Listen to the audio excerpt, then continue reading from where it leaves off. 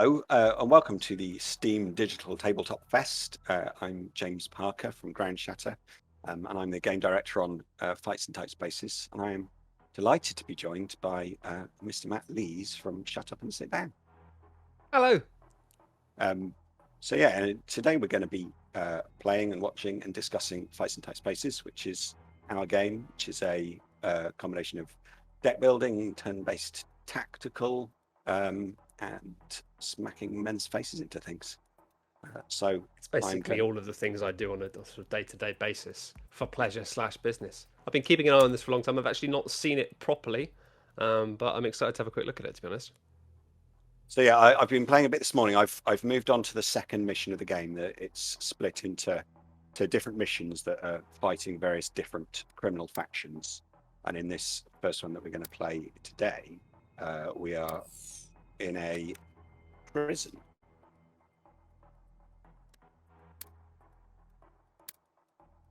I haven't spent a dramatic amount of time in prison, so I'm not going It's to be exactly able to as you imagine it would be.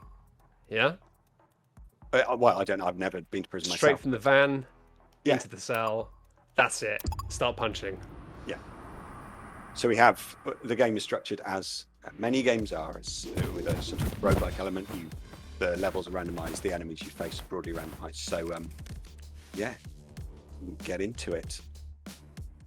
So immediately I can see, this is basically a kind of, it's a deck-based game, right? So you're playing cards to then actually kind of like activate different moves. Yeah, that's right. What's the anatomy of these cards then? Is it that you can have a card use a card in any direction, or the cards like have the directions of the attacks baked into them and the movements?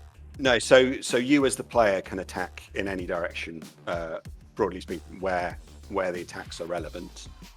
We have two different currencies, I guess you would call them. So you have momentum, which you get assigned at the start of each turn, and you can affect with cards and other abilities, or these enhancements which we have, which are our sort of equivalent of relics. We also have combo, which you build up throughout play. So every time you have a successful attack, or you do various other things, your combo builds up. So that initial attack I played, the front kick, used up one of my momentum, whereas this left spin kick, that's based on combo, which means I can now play it having previously used a move. And that's kind of part of the thematic element of the game, is that the idea is that you're encouraged as a player to keep on attacking rather than hanging back and weaseling out of things, which is appropriate thing to do as an action hero some of the time, but we prefer the balance to be more towards the action. And I'm guessing these small arrows at the bottom of their feet are the directions they're going to be moving or attacking in, right? Yeah. So your enemies do have directionality. Some of them can turn when you move. Some of them will move when you move. So there's a whole bunch of different things to take into account with the different enemies. You can mouse over them to find out their kind of key information. You'll find out most of them will be doing attacks. And these prisoner guys, their attack goes up every turn that they're alive. So the idea is that for them, you want to keep them under control. Otherwise, they'll rapidly overwhelm you. Right. So we can do stuff like throw him. He's well and truly on the floor at this point. Yeah, stun dart's fun because it's one of the rare ranged attack you get, but it also does stun, which stops the enemy from attacking and makes them vulnerable to certain other things. And then probably jumping back kick this guy. But yeah, you really are like, nailing. I want to say nailing a mast to your sleeves, which doesn't really make sense. Nailing a sail to your mast sleeves, in the fact that this really is just a kind of very enclosed space in which you have to do some 3D space management involving punching people in the face. Yeah, when I started working on the game and kind of concepting it, I used a chessboard to work out kind of what sort of moves would work, and I'm just going to do something cool. Yeah. That's yeah. They fell quite badly. Poor chaps. Let's hope none of these people were put in jail for crimes that they were not not responsible for.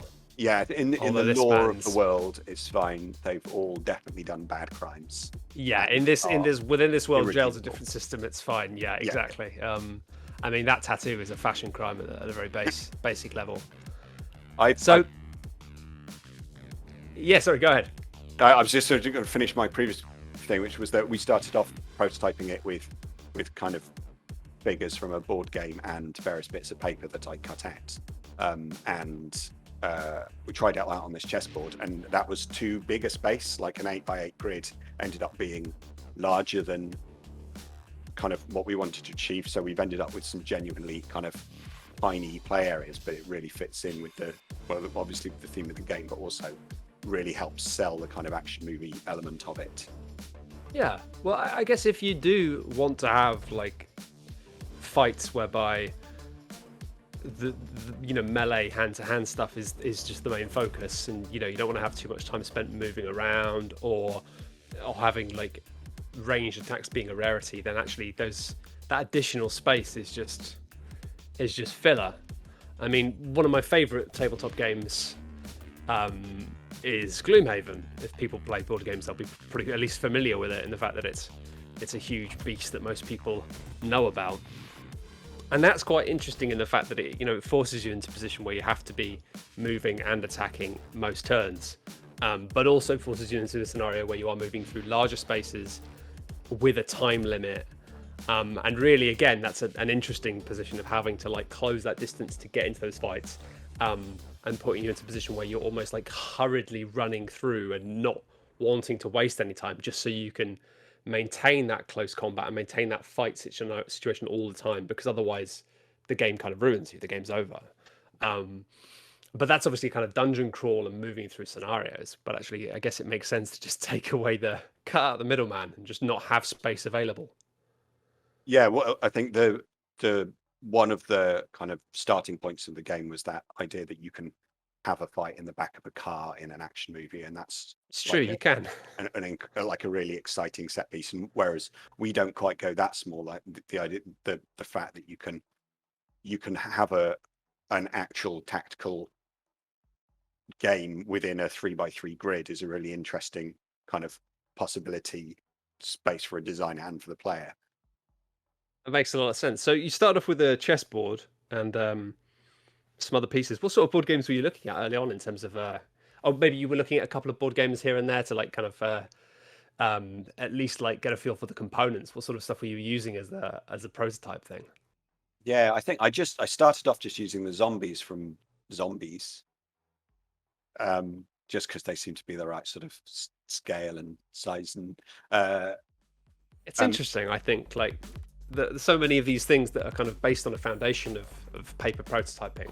Like one of my favorite video games, XCOM remake was largely prototyped using bits of paper and tabletop stuff, and in a different way, that has the kind of the stretch point, I guess, in the fact that the arenas in that are very large. You've got these big spaces to move around in, because the vast majority of the combat is based on ranged combat, of course, but then also like having that pared down simplicity of a tabletop style game, and the fact that the numbers are all small. Characters have 3 bits of health, not 30, and they're kind of crunching down the stats into very simple small numbers. Whereas I guess in this you've got the physicality of like how big the space is, and how the complexity of the geography being really crunched down, giving you a bit more room to play with numbers. Yeah, and the fact that there is movement in there as well creates a whole extra dimension of both things that the player can do, but also things that we have to worry about from a game management point of view. Is there enough space for you to do everything? Is the player just going to be constantly moving around, or is the player never going to be able to move around? Finding a balance between all of those different things is really kind of interesting, and has been like the big part of the game has been balancing the player's ability to move against their kind of desire to move. There's so many opportunities for certainly when we were first playing with the game, it felt like the best approach was to move in, take a couple of pot shots at someone and then move out again. So we introduced the combo system to layer on top of that to make the big moves only possible if you'd done a few attacks in a row. We made movement a bit more costly or a little less beneficial, and then suddenly we had a game where you, as a player, were like enjoying the act of standing still sometimes, and that gives you loads of benefits when you can introduce other cards. As soon as we've got a basis where players are satisfied not doing anything temporarily, then there's a whole world of opportunities for kind of deck manipulation or other sorts of behaviors. Yeah, and I guess using movement, I can see here that like the movement stuff, similar to I guess like Into the Breach, another game that's very kind of inspired by that sort of verging on tabletop simplicity, despite being a horrendously complex game, don't get me wrong. Having it so that movement is not used in a kind of evasive way necessarily. It's not just a case of like having movement that allows you to keep running out of danger and then running back in and dodging stuff, but actually the means of having quite deft movement as a means of like shifting the control and shifting the flow of what's going to happen. Yeah, exactly. Like there's something heroic about character dodging, but there's nothing heroic about character running away. So it's finding that kind of neat point where the player feels like the movement they're making is empowering them to do something else later, rather than simply there as a way of avoiding getting hit. And I think that's a ton. I can see even just in simplicity of like, you know, having attack movements that are able to like shift positions of characters around and push characters into things and pushing characters into different positions is definitely something that's very reminiscent of kind of the flow of Gloomhaven, in terms of, you know, you don't necessarily move to get out of the way of an attack. You will be moving to, because you won't know when an attack's going to happen or what even the attack is going to be a lot of the time. So you might do that to dodge something, but it's much more likely that you'll end up moving specifically into a certain position so you can then knock someone else into something. And it's all about using movement as a means of then setting up something much more cool. Because moving on its own, as you say, is not terribly cool. Yeah. So even if you're teleporting, what's the point if you're not going to do something cool at the end of it? That's what I always say. Yeah, exactly. If you need to be somewhere, you should go there in an interesting way. If you don't need to be somewhere, there's no point in moving in the first place. True. It's true. So this guy's interesting. It's a nice guy. He's got auto attack as one of his properties, which means if you're standing in this danger tile and you take an action, either you move into it or you attack from it, he will immediately attack. So that's okay. That can be problematic, but we also have a counter card, so that means anytime we get an incoming attack, we will do something in response. So we can set that up to do him a little bit of damage, ignoring his block with this stabby punch card. Then he'll attack us back, but then we'll attack him back. And because of the added defense, it's going to be much, much worse for him. Yeah.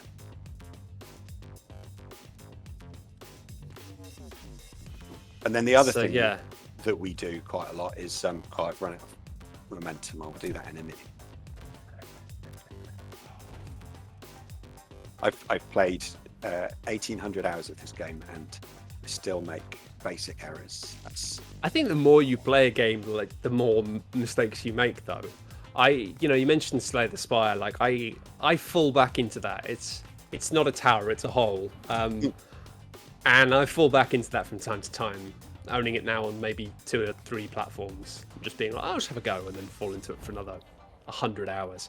But I find that the more I play it, the worse I get, because I just become weirdly complacent in ways that aren't helpful. Because you think, yeah, it's just fine, I'll just do this, and then you realise you've completely messed everything up. Well, you sure did kick those people to death, punch them with your feet, depending on how you think about it. They're knocked out. Knocked out, yeah, of course. They Tell may that to the families. Ever getting back. So, what is the situation with the way that the deck is being put together then? Is this something where you're starting off with a basic deck that's pretty similar each time and then getting to cull cards and add cards as you go? Yeah, so you start with one of several kind of basic deck types which you unlock as you play the game. So you start off with a balanced deck which has got a good mixture of movement and attack and defense, counter various things, and then as you get more experience with the game, then you will unlock the other decks which start off with slightly more esoteric blends of starting cards. But you can at any point, well, at certain points in the game, you can remove those cards, and then after every fight you get a choice of new cards. I mean, that's in a fairly basic way, and then through that you can kind of work towards your own kind of designed archetypes and play it very much in the way that you define, and also a little bit based on what pops up randomly. How spicy can it get in terms of what's the spicy stuff? Oh, well, spicy stuff. There's people on our Discord who have used and abused all of the systems to levels which we had never imagined. We have people who've created kind of looping decks where they can do 28 million damage in a single strike, and that's and part of me as a game designer goes, well, no, that shouldn't be allowed, and the other part of me goes, well, they're having fun with it, let's keep it in there. If they've worked towards something, if they've managed to get the dice rolls in their favor to get particular cards that allow them to do that, then yeah, why not let them?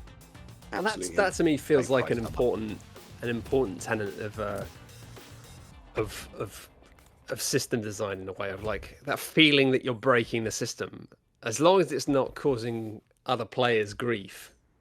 That's, I think, good. Especially if you can get it so it's like it's kind of a rarity. And that, again, that's something that Slay the Spire does a ton of. You know, you do just have runs every now and then where it's like, oh, I've just broken it now. Like, I've just got the combination of things, which means like it can't beat me.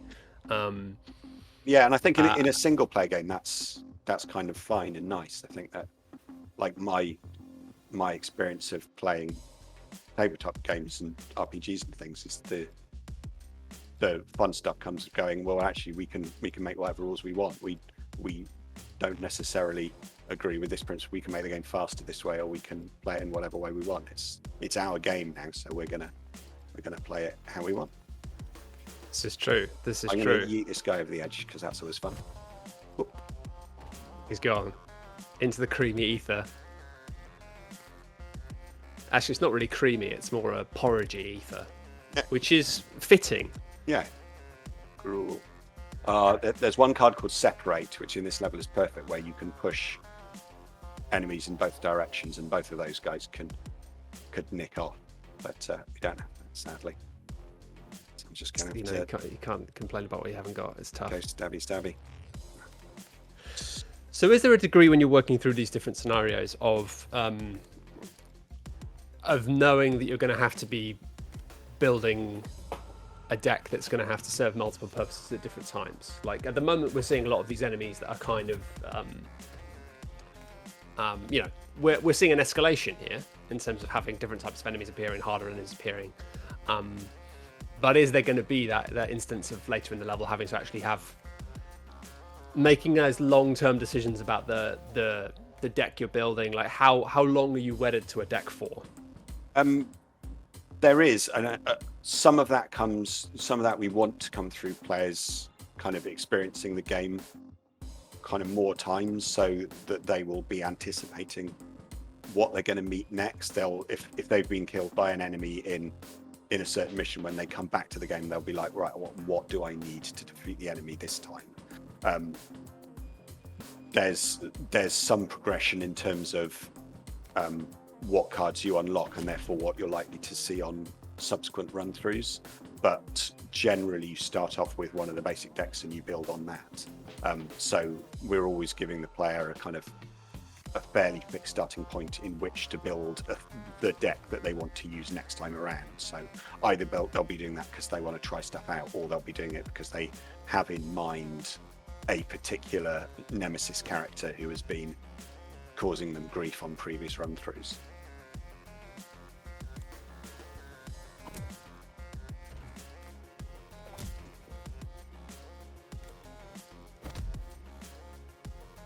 He's very much asked for it.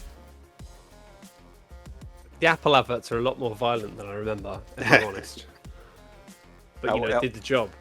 Everyone loved the iPod and smashing people in the face. It was definitely one of the early bits of concept that we used. Honestly, it's a graphical style that every time I see it, I'm like, yeah, it's not very. It wasn't. It was used by that, and then no one used it, and it's like it's kind of cool. No, it kind of got forgotten about very quickly.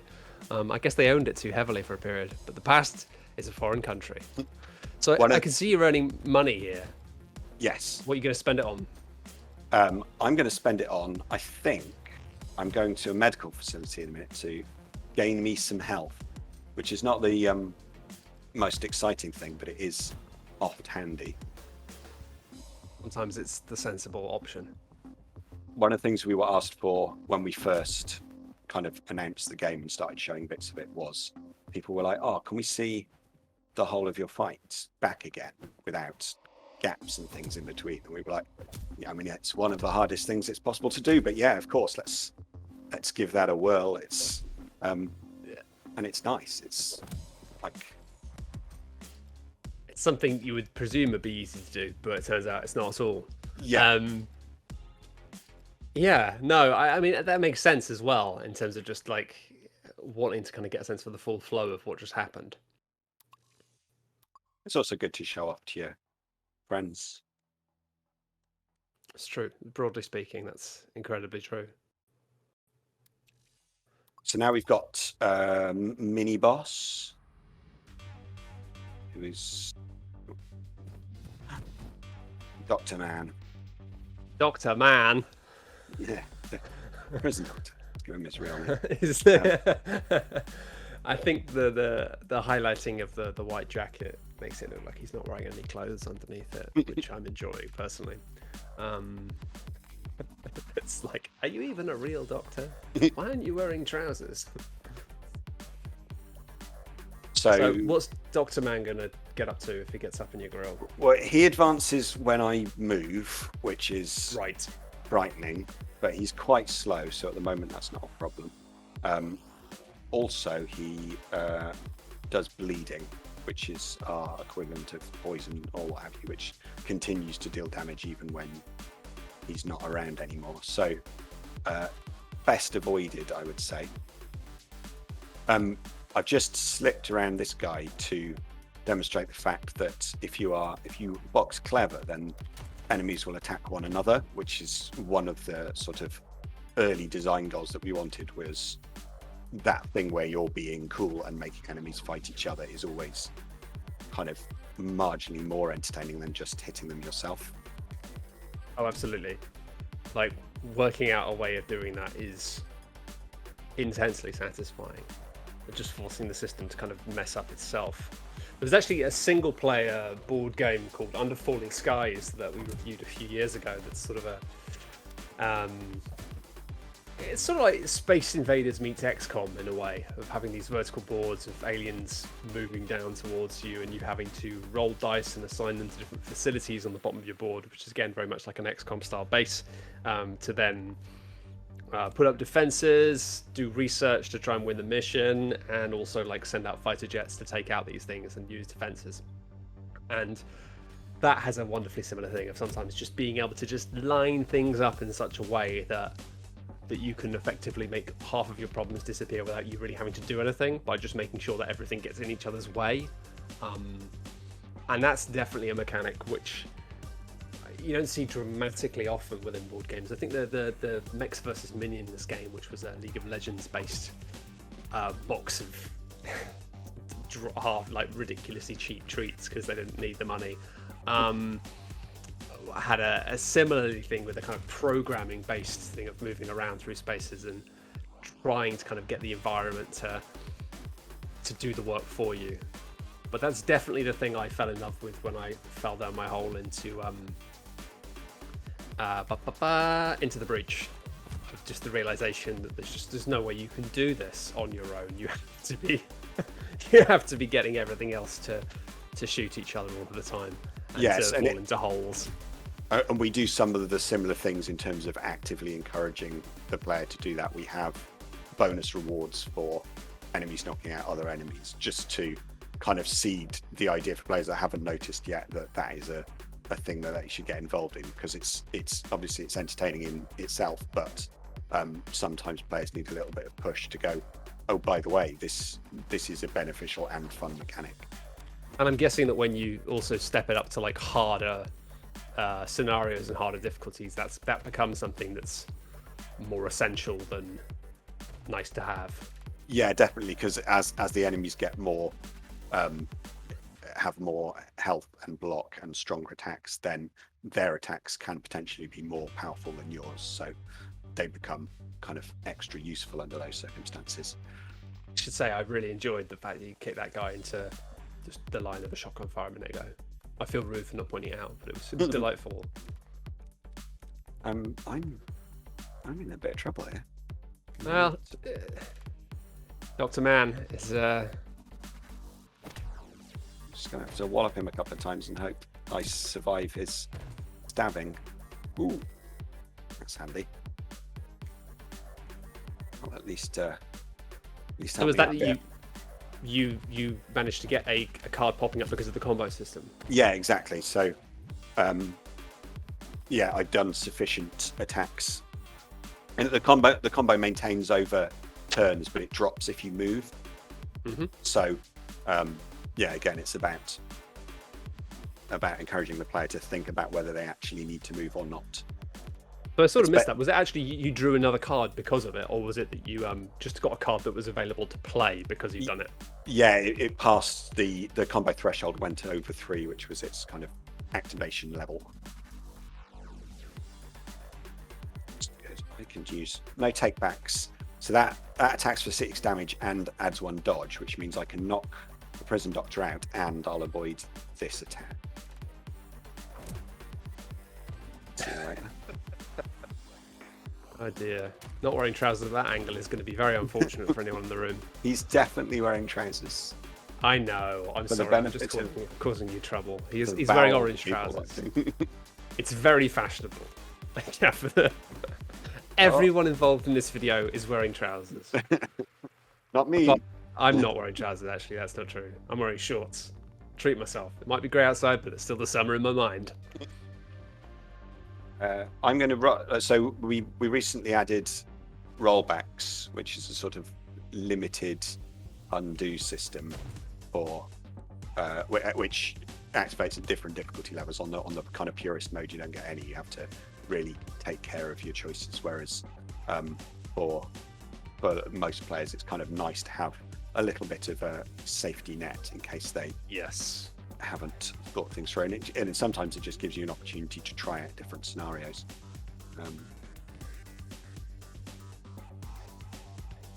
I'm noticing there's obviously the environmental stuff we can see here. So is it? I'm seeing skulls on the entryways. Is that a case of if you knock a person through that door, they're eventually out of the fight? Or Yeah, we have different types of kind of death piles, for want of a better phrase. So any railing, if you push someone over that, they're out. And then these ones on the flat, you can, as well as push people out, you can also throw them out using some of the throw cards that I haven't got yet. that's all right. Is it that you push them out and then lock the door behind them or something? That's the Yeah, implication I'm getting. I think it's a general malaise towards being outside of their space. I was wondering if it's like kind of like something I could relate to, more of an ADHD thing, where as soon as they leave the room, they've completely forgotten what they're supposed to be doing and just end up, wandering off and baking a cake or sanding a floor or something. Well, it's kind of an action movie trope, isn't it? Like, you can put a guy in a dumpster, It's true. and he's effectively gone forever, even though in real life he could climb out of that dumpster at any stage. It'd just be like, excuse me, why did you put out me of in a mind. dumpster? That's true. Yeah, no, that is how it works. It's I must say I'm not usually a huge fan of the mindless action movie, but I did watch John Wick 1 and 3 on the recommendation of a friend, and absolutely delightful. Just a senseless chain of things that encourages creative and odd fights in often quite enclosed spaces. Yeah. And skipping 2, my friend said don't bother watching 2, just go straight from 1 to 3, and I must say that leap of not having any idea what was going on at start of 3 really added to the drama. I was like, Yeah. this is exciting. It's quite an unusual recommendation. I mean, I would agree that 2 is probably the weakest of the series, but it's not bad by any stretch of the imagination. I'll check it out at some point. But yeah, like I say, you just jump straight into 3 and you're like, it's all kicking off, and I have no idea. And actually, there's only one character in 3, which I said to my friend, I assume that character is in the second film because she just turns up and you expected to have an idea who she is. He's like, no. It's like, okay. One more. Mr. Shotgun Man's not going to have such a good time when he's on his own, I would have thought. No, this man is currently resting. But that way he hasn't disappeared. Yeah, it's just he'll be up soon. Just need to. Yeah, the front kick is very popular amongst the forum folk. Is that by any chance because you kick someone in the nether regions and then step towards them? It's the stepping rather than the nethers that's attractive, but I'm sure I find that apparently in that's often the case. New research suggests that that's the main interest. Yeah, I think that's it. Like, and again, that's one of the things that I really loved and still love about Gloomhaven as a sort of system is the fact that the idea of movement is not. It's not a separate action, I guess, is the key thing. Like a lot of the time in games that involve fights within arenas, you have the option of do you want to move or do you want to attack, and then being separate things that maybe you could do a move and then attack or vice versa. But the way, for those of people who don't know, Gloomhaven has a system where you have to pick 2 cards each time and you have to use the top and the bottom of one of each of the cards. And generally speaking, the top bits are attacks, and generally speaking, the bottom bits are movement. But it's not as clear cut as that, and it means sometimes you have situations where you attack twice, but often what you'll have is situations which will be a little bit of movement and an attack of some sort, and that stuff is always, yeah. I think that's the ideal. And even actually playing video games like Destiny 2 recently, realizing that a lot of the fun stuff they're doing with exotic armor is like, yeah, you just charge forward, but also lightning just explodes out of you. It's like, yeah, I feel like I'm done with just walking forwards. I want to be walking forwards and something explodes. Yeah, we spent a long time kind of pondering whether that was the right thing to do, whether to have movement and your attacks using the same pool, both in terms of your card draw and in terms of your momentum and your energy. So yeah, and a lot of people have suggested, why don't you always get some movement cards and some attack cards? But to me, they're so kind of linked intrinsically that the idea is that you are having to make the choice between those two things constantly, rather than being able to, the kind of classic game thing just of have it as an option. You have a move action and you have an attack action. To me, the idea of the game is that you are planning out the entirety of what you're going to do next, and that it's just a series of steps, whether that's movement or whether that's attack or whether that's planning for your next turn. So is it the case, I've not been paying enough of an attention because I'm a bit of an idiot, but is it the case that if you're not, any cards you don't spend before the end of the turn are then discarded? Is there a mechanic that allows you to hold stuff in hand for next time? There's a retain system, which a few cards will. In fact, we've got one thing which allows you to retain 2. Nice. I'm going to do now, and then I'm going to regret. So I'm going to turn on my counter. I'm going to push this bloke away because I'm getting a bit low on. Yeah, you're getting a bit low on health. And I'm going to stun up this lad. Like you're doing the socially distanced greeting with the elbows there. Yeah. Trend. And then he's going to hit me, and I'm going to be in trouble.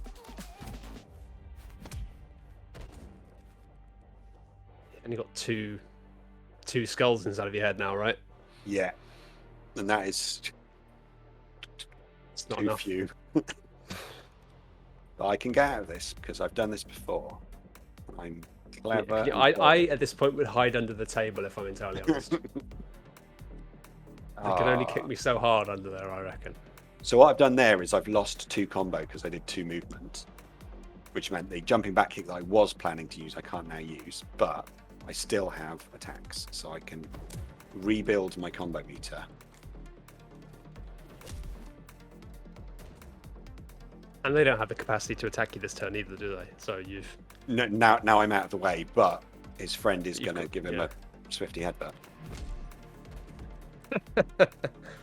Oh, it's yeah. It's funny. It shouldn't be funny, but it is. Well, I mean, it's fine. They're very clearly cartoon characters. Most of them don't even have two colors to make up their entire being. Genuinely faceless goons. You can't be sad about colors getting beaten up. It's too conceptual. Oh, I meant to be protecting this guy because he's an informant, so I'll probably stop hitting him soon. Just move him into the safety of that bunk area.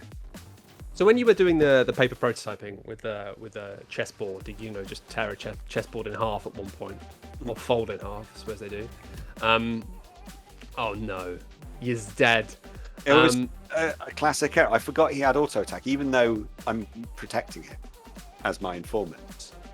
He still had to maintain his cover and hit me over the head with his stick. I'm going to restart the level because I don't want to start again from scratch. Sorry, yes. While I was praying for That's fine. You were busy being hit in the head with the baton. Being terrible. When you were doing the prototyping, because this is the thing that always interests me with paper prototyping for video games, was it something you used in the early stages to get a feel for like how something might work? Or was it something that you developed for a long time before moving into that? And was there a point where you started to like... I guess the interesting crunch point I always have with this stuff is it's like, do you reach a point with a paper prototype where the stuff you're wanting to do starts to become too complicated to do with paper prototypes? And is that the point where you go, okay, well, we have to now move this to a digital one? Or is that the point where you kind of actually keep a hold of the scope at that point and think, well, if it is too complicated to do with the paper prototype, maybe we shouldn't be doing it? That's a very good question. I think for me, part of it was the paper prototype always had a digital element, and that was mostly out of convenience because it was easier for me to write a little program that shuffled cards and displayed them on screen than it was for me to draw all the cards, print them out, and then shuffle them myself in the laziest possible way. I got the computer to do the difficult bit. And the benefit of paper prototyping is always that it's easier to conceptualize something quickly if you're just shuffling bits around rather than having to rewrite code all of the time to kind of achieve that for you. So no,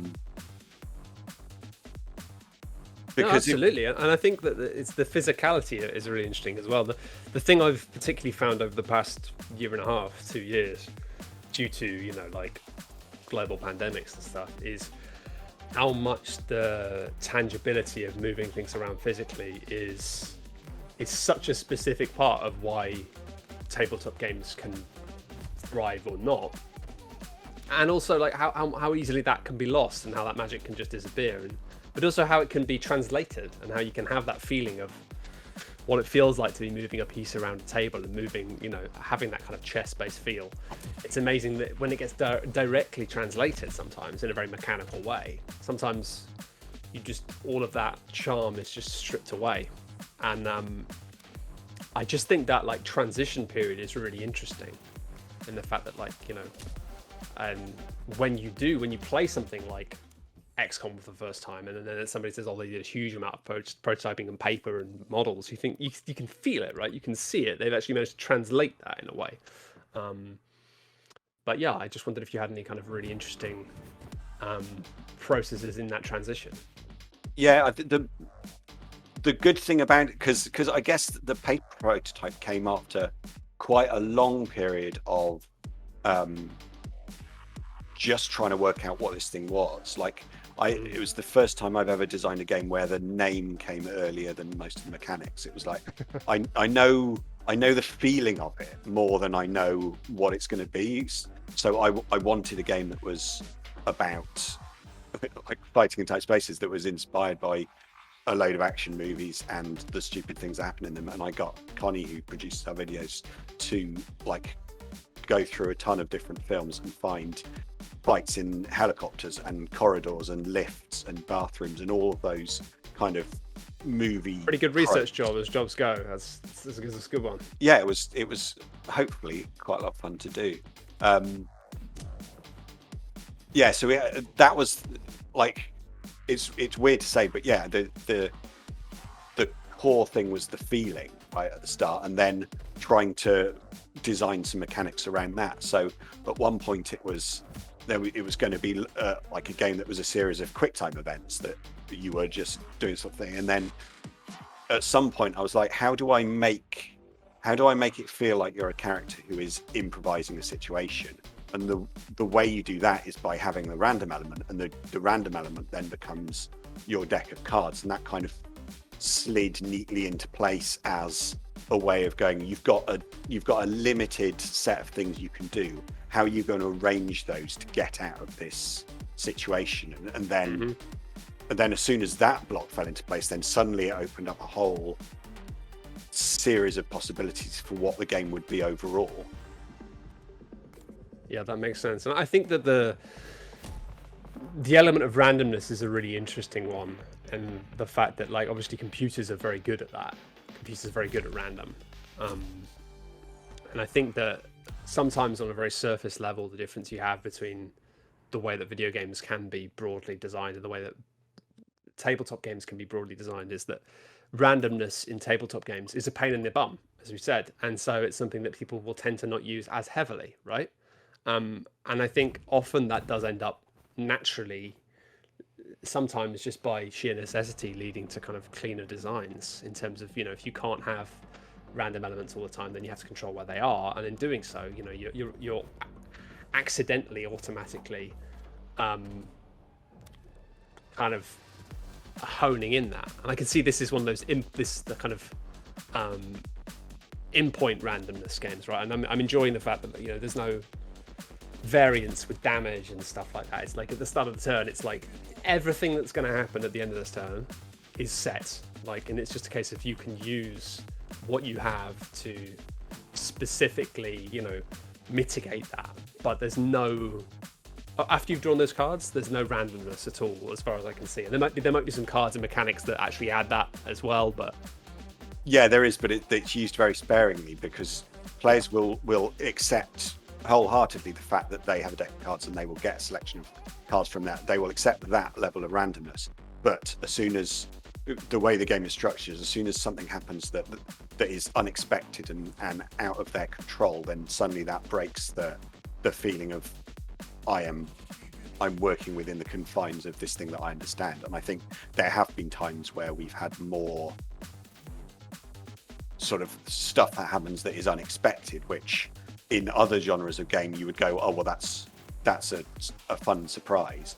This, because we've presented it as very deterministic and players are used to how that works, then suddenly that isn't acceptable, which is, I find it really fascinating actually, in terms of like the perceptions of these things in video games versus the perception of things in board games, right? And how these things feel versus what they actually are. It's very strange, particularly in terms of like the fact that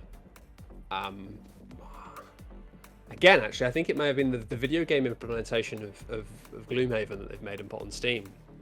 There's a system in Gloomhaven where there is randomness as an outpoint. You say this attack does 3 damage, but then at the end of it you draw an attack card, and it's maybe going to add a damage, it's maybe going to remove a damage, it's maybe going to multiply things, it's maybe going to add a modifier, which is an odd one. But then this is a deck in itself that you can upgrade, and basically you have a deck build deck that you can, you're doing deck building on multiple decks. It's a bit ridiculous. Anyway, in the actual game, when you're playing it physically, when you draw the card and flip it yourself, it doesn't feel as bad when it goes wrong. It kind of feels like bad in a good way. But in the video game, it just randomly, just quickly, just strips away that deck and that draw, and just says -1, +1, or whatever, and just like it just messes with you. In a way, it doesn't feel like you've got any agency in it. It's just like it's just screwing with my results, and it's not pleasant.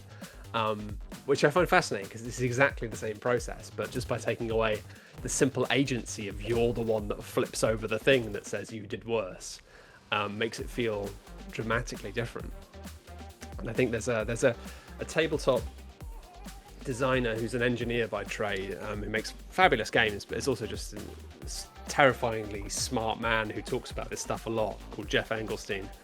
And he does a podcast, I think, called Ludology, I believe, which is about like game design. And yeah, there's some fascinating stuff to do with randomness and noise and pink noise and brown noise and white noise and what humans like, which I find it's just a topic that is just endlessly fascinating to me. We have this sort of this level of randomness that we like, but if we get it wrong, we don't like it. Yeah, exactly. And like you point out, people have very different expectations with real world randomness and video game randomness. And that's in some ways surprising, but in other ways kind of logical in a way. You always feel like the game is cheating you if you lose. Whereas if you physically acted to roll a dice or draw a card, then like it must have been you, right? Yes. That agency of being making the physical connection. I guess it's almost like the act of clicking a button is not enough of a physical thing, whereas the act of rolling a dice is picking up a dice, looking at it, holding it, and then choosing to actually purposefully throw it. Because otherwise, who knows how many times you'll pick up that dice and then put it back on the table again, being like, yeah, I find that stuff absolutely fascinating. And, even with the fact that with stuff like XCOM, when it gives you the percentage numbers, they're not actually the real percentage numbers. It's just... No, I think that's true. I think it's like... I think I read somewhere that the odds are actually better than they say they are. With the exception of when it gets to like 95, where I think it becomes like actually maybe slightly worse. I can't remember. I heard that they kind of fudge the numbers, so it's like it gives you a statistical number, but then actually the reality is different. I can definitely believe it. Yeah. I mean, it always blew my mind when I visited a studio that was making driving games and talking to the audio people and then being like, yeah, we made the cars sound exactly like the cars actually sound in real life. If you had a camera that far away from the car and you were filming it, it sounds exactly the same. And players just said, oh, it sounds rubbish, it sounds tinny, it doesn't sound real. And it's like, well, okay, we'll just ramp it all up and make it sound nothing like it actually sounds. And people go, it sounds exactly like it would sound. And it's like,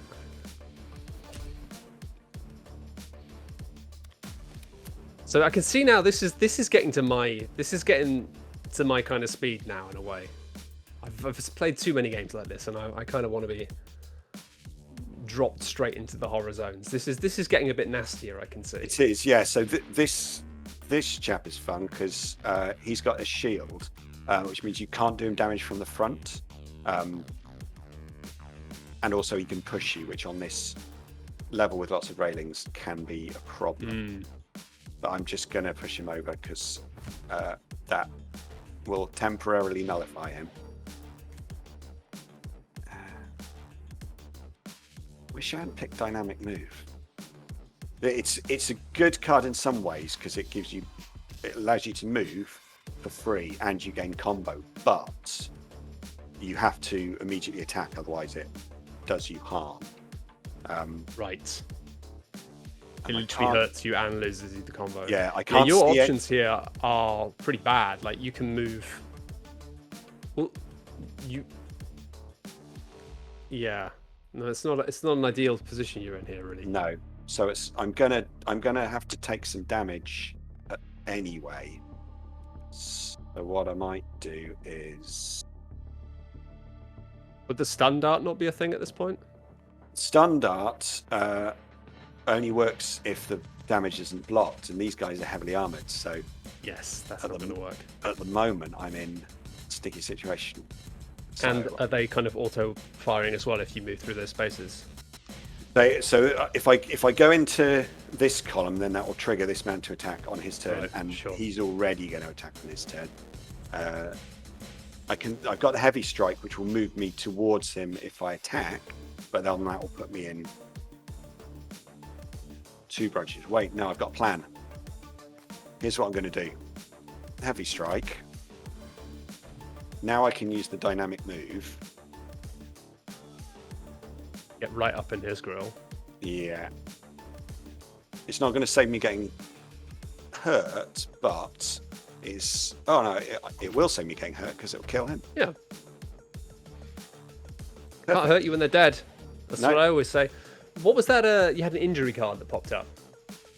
Oh yeah, so that was the consequence of using that dynamic move card. Right. I see. So you get that card and then you get rid of it if you then move. That's getting into some of the more kind of interesting deck manipulation areas. So that I could, as well as attacking to get rid of that card, if I'd had a card that allows you to remove cards from your hand for whatever reason, then I could also have used that to get rid of it. And there are enemies in other parts of the game that when they attack you will give you injury cards, which will add stuff that you don't want. Yeah.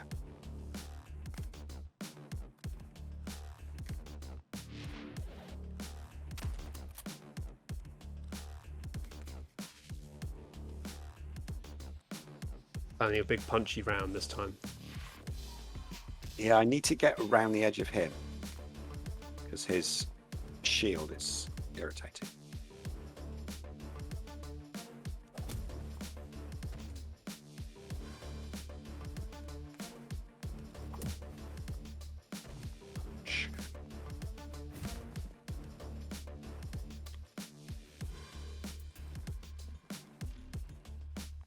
Well, that shotgun man is looking very much like he wants to be pushed over a ledge, isn't he?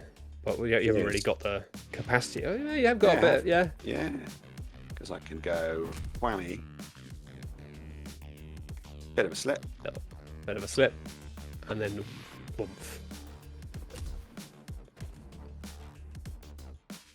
Gone. Gone forever. Into the porridge of life. And he's gone there. Oh, no, he's there. He's there. I can see him. Yeah.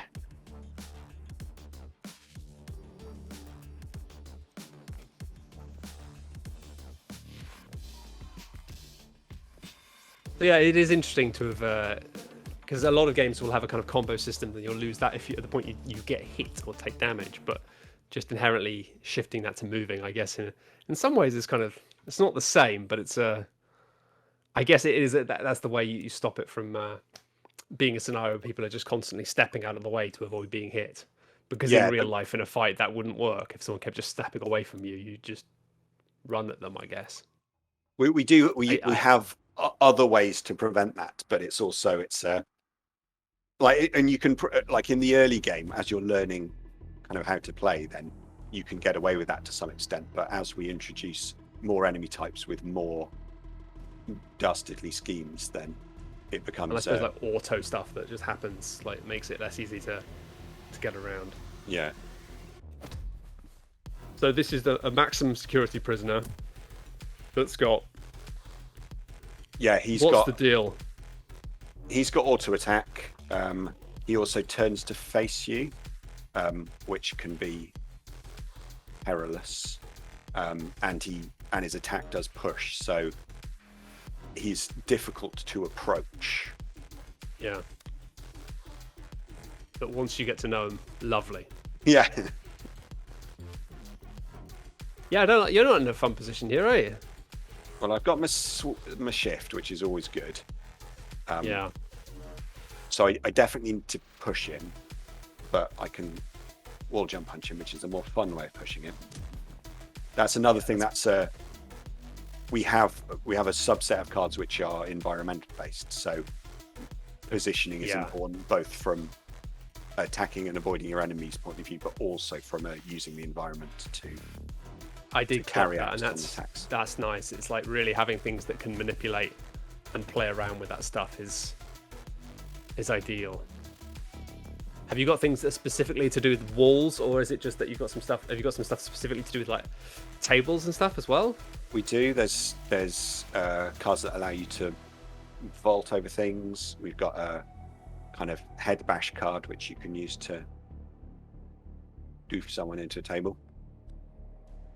All the fun things. I'd never do that. It's terribly violent. What was that? You just made him attack somewhere else by accident? Well, on purpose, from my point of view. But from him, probably felt like an accident. He's going to feel Yeah, bad about that for days. it's the basically the look over there card. Nice. I'm going to hit him in the back while I can. Yeah. The classic hero move of hitting someone in the back. Well, when it's the really big guy in the film, that's how it works. Yeah. And usually it doesn't do much, which is just the tradition. I'm getting dangerously Ooh. close to this tile, and all of these people push. So Yeah.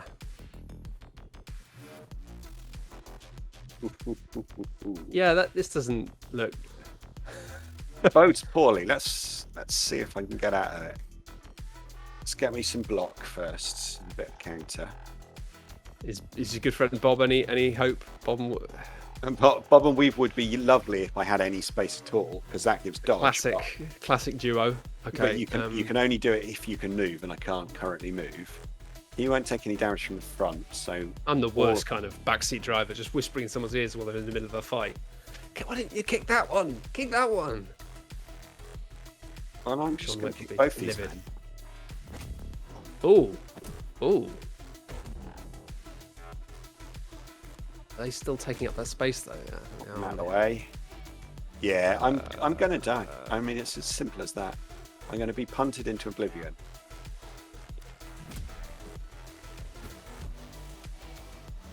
As if it wasn't what I deserved.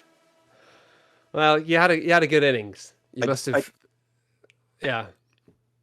I did. You must have knocked out a lot, at least 20 people, with your hands and or fists, And or their sometimes hands and or fists. Feet. Yeah, feet. The fists of the leg. That's how they're known internally. Makes animation much more difficult. Rigging gets confused. So yeah, so that's kind of that. That's what the game is. That's how it works. Neat. Little mini grids of moving stuff around and getting people to punch each other with ragdolls. And unfortunately, fun little thing. I was hoping I would be better than that, and we'd get on to see some ninjas today. But I think we've run out. Well, of time. I have been distracting you tremendously with questions and observations and backseat punch driving, which I can only apologise if anyone in the community's watched this and just been like, stop telling him, asking him questions, he doesn't know what he's doing, which is completely reasonable. I don't. But yeah, very neat. I can see the tabletop influences from the start, and I think it's fascinating when people make a starter basis of taking something as small as a chessboard and thinking, actually, this is too big. It's too far. Takes you back to the 9 men's Morris of the 3x3. Was it 10? No, 10 men's Morris. No, maybe it was 9 to begin with. Who knows how many Morris men were there to begin with.